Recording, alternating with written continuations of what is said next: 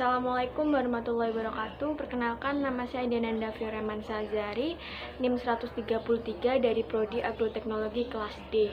Di sini saya akan mempresentasikan tentang pertanian organik untuk memenuhi tugas mata kuliah Sistem Pembangunan Pertanian Berkelanjutan. Latar belakang yang pertama, pembangunan pertanian harus dilakukan secara berkelanjutan dengan memperhatikan aspek lingkungan, aspek sosial, aspek ekonomi untuk generasi mendatang dan agar lingkungan yang lestari. Yang kedua, pengelolaan pertanian dilakukan dengan memanfaatkan sumber daya secara besar-besaran dan penggunaan bahan kimia seperti pupuk dan pestisida kimia sehingga dapat merusak lingkungan. Dan yang terakhir, pertanian organik merupakan solusi untuk pengelolaan pertanian yang memanfaatkan sumber daya alam secara besar-besaran. Dan pertanian organik sendiri merupakan pertanian yang ramah lingkungan sehingga dapat berkelanjutan dan meningkatkan proses daur ulang. Selanjutnya yaitu pengertian dari beberapa ahli. Yang pertama, menurut IFOAM atau International Federation of Organic Agriculture Movement tahun 2018 yang menyatakan bahwa pertanian organik adalah sistem pertanian yang holistik yang mendukung dan mempercepat biodiversity, siklus biologi, dan aktivitas biologi tanah. Sertifikasi produk organik yang dihasilkan, penyimpanan, pengelolaan, pasca panen, dan pemasaran harus sesuai standar yang ditetapkan oleh Badan Standarisasi. Yang kedua, menurut Mayrovani tahun 2012 yang menyatakan bahwa pertanian organik adalah teknik budidaya pertanian yang mengandalkan bahan-bahan alami tanpa menggunakan bahan kimia sintetis. Merupakan pertanian yang berwawasan lingkungan karena ikut melestarikan lingkungan dan memberikan keuntungan pada pembangunan pertanian.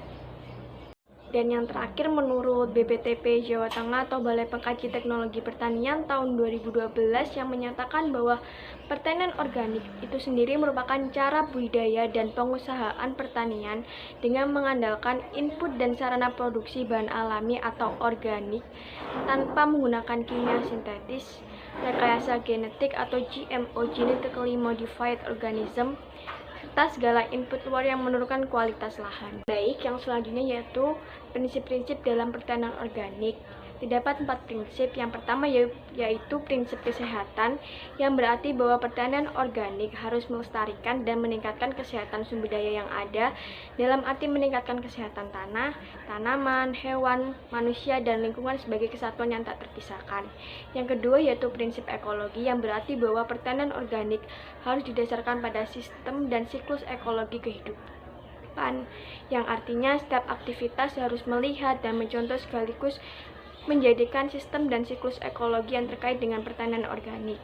Yang ketiga yaitu prinsip keadilan, yang berarti bahwa pertanian organik harus membangun hubungan yang mampu menjamin keadilan terkait dengan lingkungan dan kesempatan hidup bersama.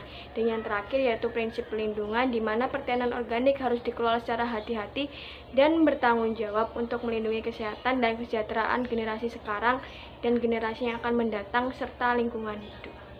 Dan yang selanjutnya yaitu manfaat pertanian organik. Yang pertama yaitu meningkatkan pendapatan petani, kemudian mengurangi semua bentuk pencemaran yang dihasilkan dari berbagai kegiatan pertanian. Yang ketiga, menghasilkan bahan pangan yang cukup aman, bergizi, sehingga dapat meningkatkan kesehatan masyarakat sekaligus daya saing produksi agribisnis. Kemudian, menciptakan lingkungan yang sehat dan aman bagi petani, menciptakan lapangan kerja serta inovasi baru dalam memelihara keharmonisan tata sosial di pedesaan. Dan yang terakhir, meningkatkan dan menjaga produktivitas lahan pertanian dalam jangka waktu panjang serta melestarikan sumber daya alam dan lingkungan.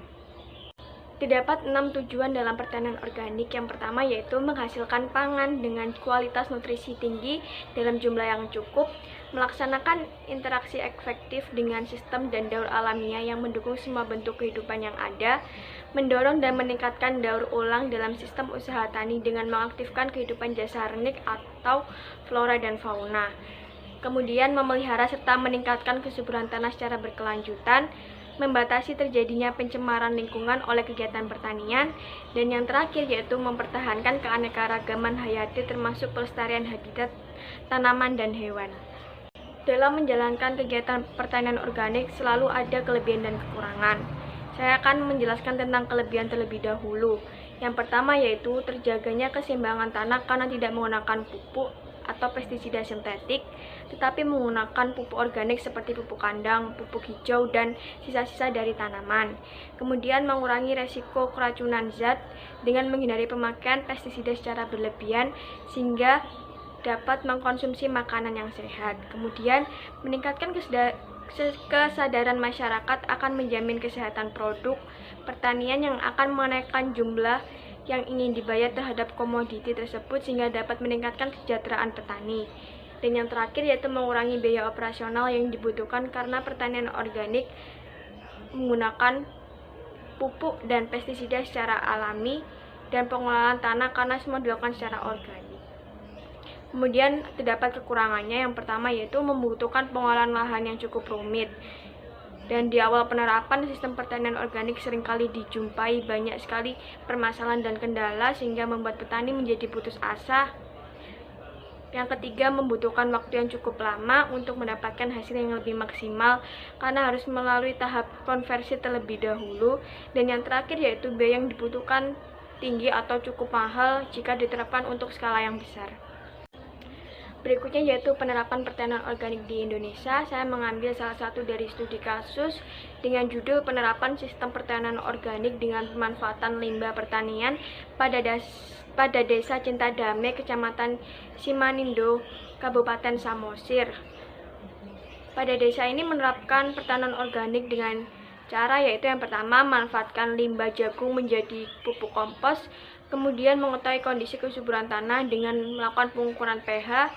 Yang ketiga, pembuatan pestisida nabati dari daun sirsak.